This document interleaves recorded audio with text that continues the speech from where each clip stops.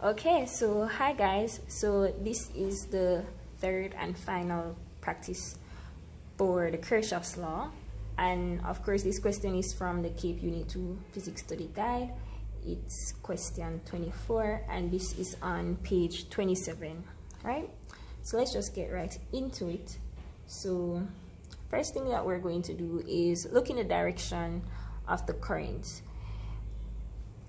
Where they put the currents, it might look a bit weird, but just following the direction, you can definitely get where it's going in and where it's going out from. So I can use this as a junction. I could use this, but I'll just use this one. So right here, we see I1 coming into the junction, then we see I2 leaving, and also we see I3 leaving it too. That's why it's come back around here. So this equation could be written as I1 is equal to I2 plus I3, or it can be written as I2 plus I3 equals 1. So I'll just write that as I2 plus I3 is equal to 1, right? So that's the first equation using the first law. So using the second law, that's the voltage law. So of course I normally just draw any direction I want my loops to go. It doesn't really matter, and I usually start from the battery. So looking on this side of the circuit, we can see that coming around this side, starting from the battery, is going from a negative to the positive end of the terminal.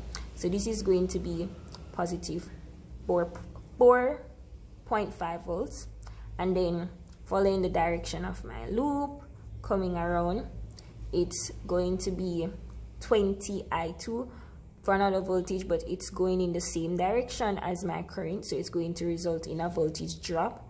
Hence I'm going to get negative 20 I1. Coming down also, we have another voltage here, 10 and I2, and this current is going in the same direction as my loop. Hence we're going to get a voltage drop. So that's why I have negative 10 I2, and all of this comes back around and it's equal to 0, right? In this second circuit, coming from the battery as I usually start, we're going from the positive end to the negative terminal of the battery. So that is going to be a negative 3 volts, right? And then right here, there is no resistor. So it wouldn't really make sense to write it so as to say, because it basically has no voltage. So coming up, we can see where my loop is going up and this current is going down, so it's going in opposite directions. Hence we're going to get a voltage rise. So this will be positive 10 I2, right? And coming back equals to 0. So those are the three equations, and then from this we can basically solve. What the next step is substitution, right? So wherever we see I1, we're going to put I2 plus I3. So I1 is only in this equation, so we're just going to substitute in this equation, right?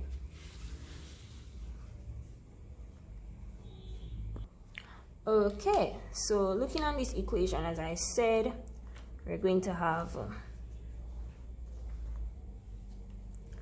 4.5 and negative 20 I1. We're going to have I2 plus I3, negative 10 I2 is equal to 0.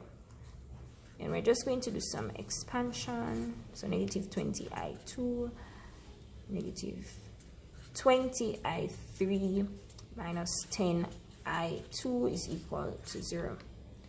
And right here, we're going to group like terms. So there's nothing for 4.5 all by itself. So looking for I2, negative 20 and negative 10. So negative 20i2 minus 10i2 is equal, sorry, minus 20i3 is equal to 0. 4.5. Negative 20 minus 10 is equal to negative 30. I2 minus 20i3 is equal to 0. And just to put this into a nice little equation, we're just going to have,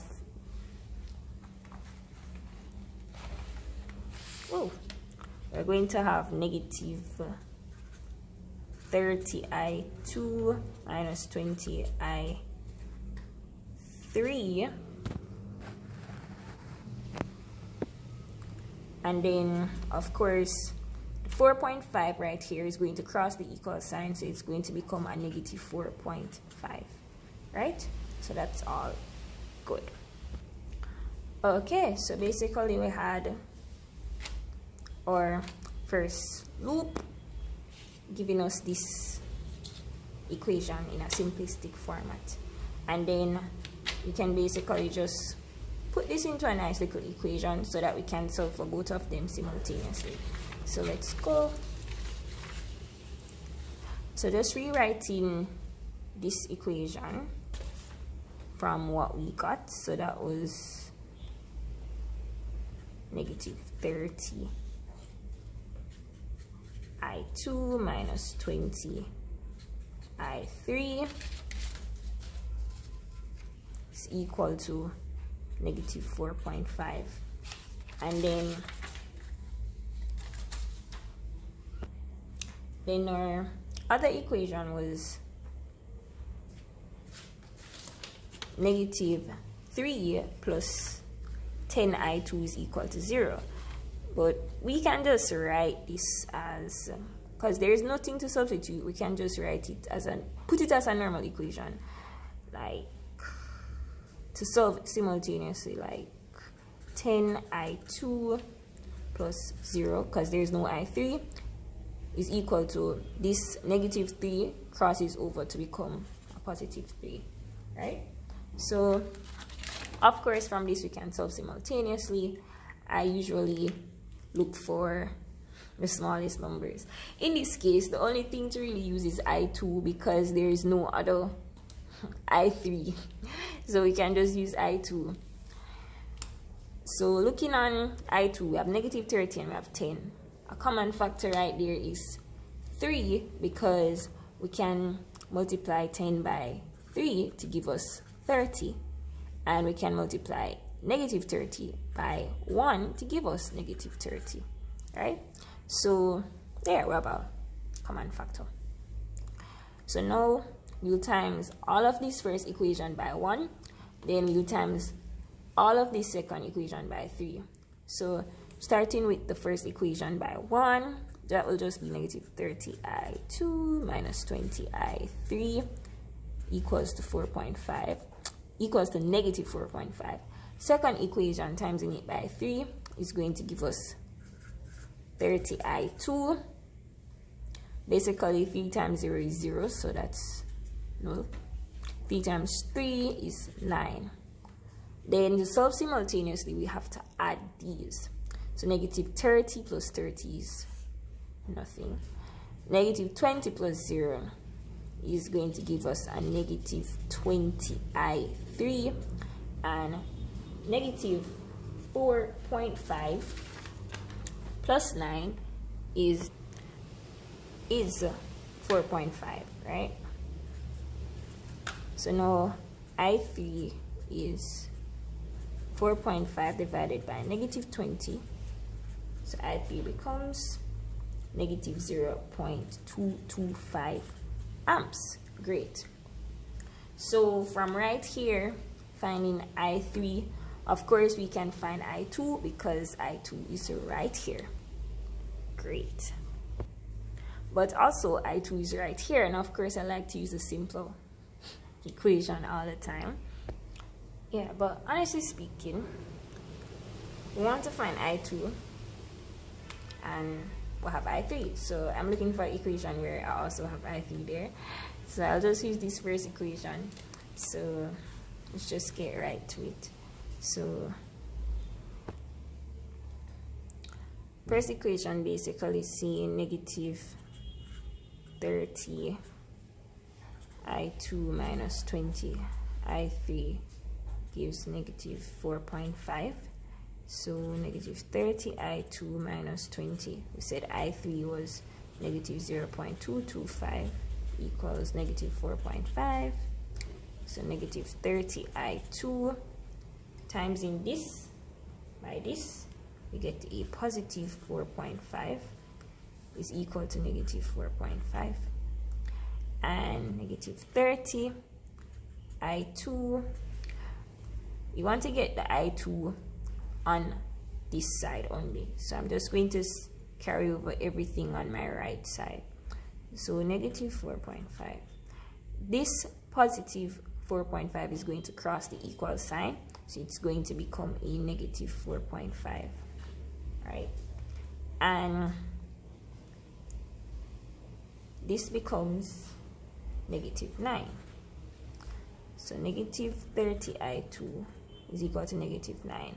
So from there, we know that I2 is equal to negative 9 divided by negative 30, which is equal to,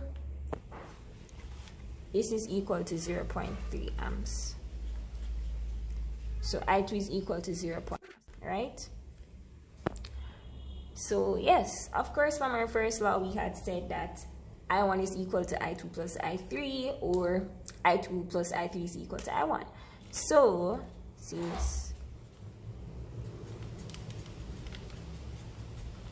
therefore, since I2 was 0.3 amps and I3 was negative 0.225 amps, we can find I1 from this. And I got this as 0.075 amps. So that is I1.